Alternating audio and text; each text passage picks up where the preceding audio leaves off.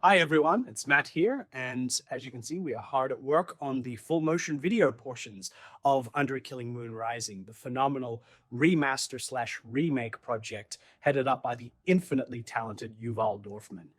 My role has been to work on the compositing and visual effects, much like I did with Tesla Effect, with the upscaled versions of the full motion video sequences, as well as a lot of the 3D and visual effects in the cinematic sequences, which you'll see in the demo for some of you who will get to experience shortly after the Kickstarter campaign closes, with a lot of the 3D and the recreated elements there. So thank you to Avishai, who's also doing some rotoscoping work, because as you remember, this was all shot on a black screen, so it's no small feat to bring these full motion video sequences to life.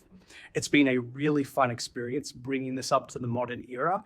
And wow, I mean, 300,000, we just blew past the $300,000 mark. I mean, that's insane.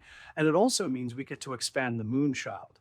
You see, when I first played the game back in 1994, shortly afterwards, I read the book and I was so impressed with how cinematic and expansive the universe was, especially with the Moonchild portions of the story. Now, limitations back in the day didn't allow them to be able to expand the Moonchild to that extent, but now that we've blown past the $300,000 mark, it means that Yuval will be able to expand the environments. We'll have new full motion video sequences and cinematics.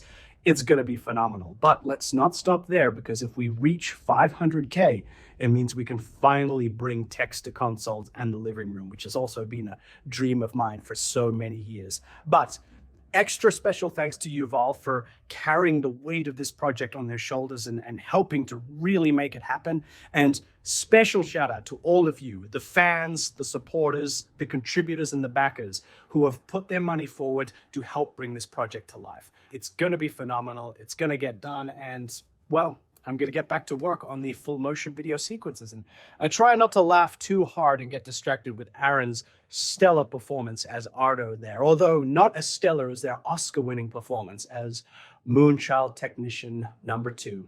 But as for us, it's back to work, and see you again soon.